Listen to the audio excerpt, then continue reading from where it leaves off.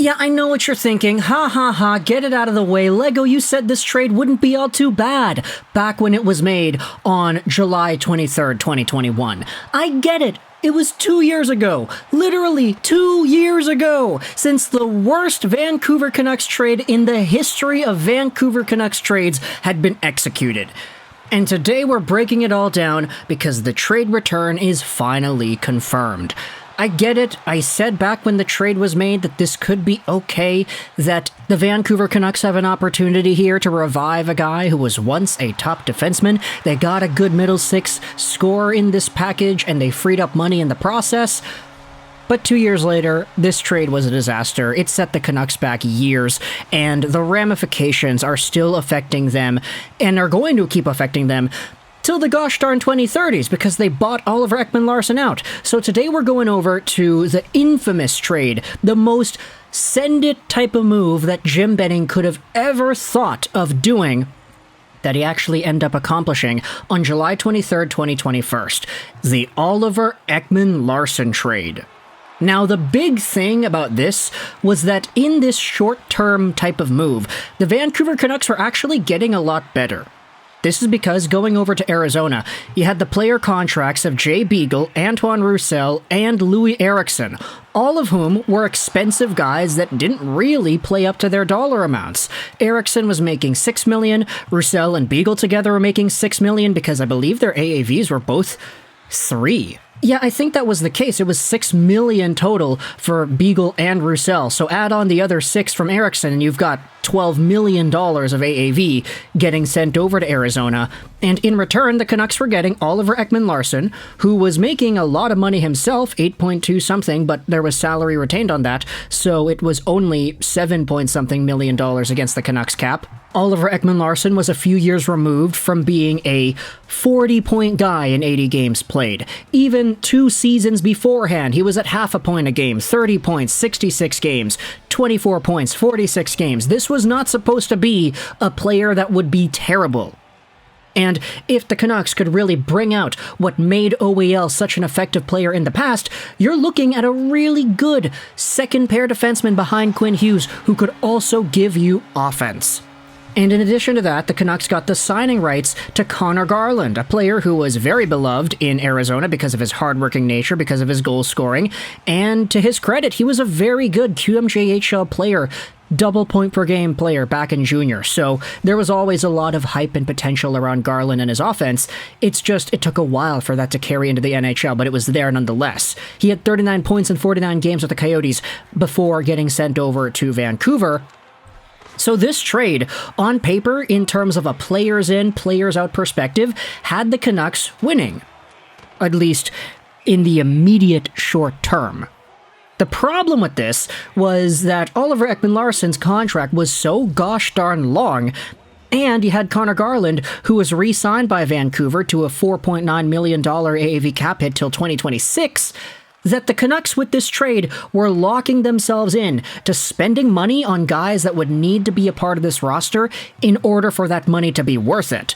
Meanwhile, Beagle, Eriksson, and Roussel were all expiring in 2022. So had the Canucks just not done this trade, they would have had $12 million in extra cap space freed up the next year. But no. Aquilini wants his playoff revenue, baby. So Jim Benning, he got the instruction, make the trade, make the team better, win now, screw the future, screw the salary cap next year. It's all about the now. And then the trade was made. Oliver Ekman-Larsson, Conor Garland to Vancouver, Beagle, Eriksson, Roussel to Arizona, and a bunch of draft picks. Before we go over to Arizona, let's talk about the Canucks. OEL was bought out earlier this summer. He stunk. Wasn't a good player. Sure, was he an NHL defender? You could say so. He had 29 points in 79 games last year in Vancouver. This previous year, he had 22 points in 54 games. The point production was honestly not terrible, but everything else around that, not so great. OEL was flat-footed, his skating wasn't the best, his defensive decision-making wasn't the best either. Him and Myers were dubbed the worst pairing in the NHL by a few fancy stats earlier in the year. And for a guy making 7 point something mil against the Canucks cap, it was just not worth it. The Canucks bought him out, and now he's going to be on the Canucks payroll at a cheaper cap hit until 2030, whatever the heck it is. Conor Garland, on the other hand, has been good. He had 52 points in his first game with Vancouver, 46 the next. But he's a middle six winger on a team that boasts too many wingers, and his $5 million AAV is undesirable for other NHL teams. He is just that, a regularly paid, decently valued winger. And with the team being in a position where they are right now, they've got to trade away some money, they've got to free up some roster space. Conor Garland is kind of trapped, and this is not really the position you want to be in.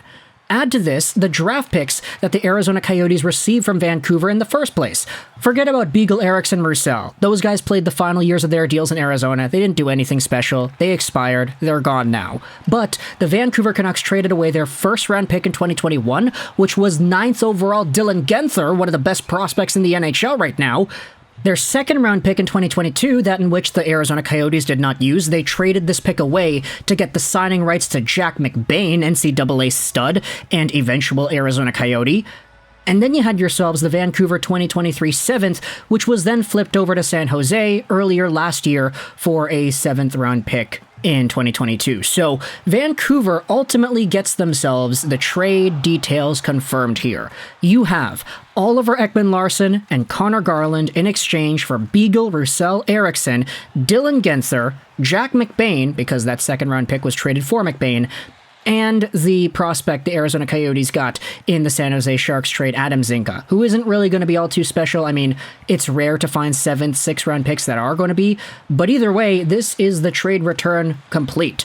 The Vancouver Canucks gave up a whole bunch of salary in the now for salary in the future. They gave up a first-round pick in the top 10 for Dylan Guenther in exchange for Conor Garland.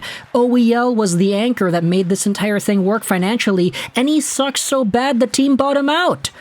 This was the worst trade in Vancouver Canucks history, not because of the value of the assets combined. Sure, Cam Neely was a really good player. Sure, Ryan Kessler, hey, he didn't get enough value for the Canucks when they traded him to Anaheim, but from this trade's perspective of how it damned the Vancouver Canucks in their salary cap woes, this is terrible. Had they just not done this trade, sure, they wouldn't have Conor Garland, but they wouldn't have a $5 million middle six winger that is just that, a $5 million middle six caliber winger on their payroll on a team that's got a whole bunch of other wingers. You wouldn't have the buyout of OEL affecting your team to the end of time. You would have Dylan Guenther in the system, who is arguably better than Conor Garland is anyway. This team screwed themselves of so much salary cap space and helped the Arizona Coyotes get rid of a BS OEL contract by saying, here, $12 million of Beagle, Eriksson, and Roussel, all you gotta do is kill it off in 1 year and you're free. We'll take on the burden of Oliver Ekman-Larsson. We'll take on the long-term compatibility of Conor Garland's contract. And it's not even that Garland's a bad player. It's just the way this team is assembled, he's gotta move.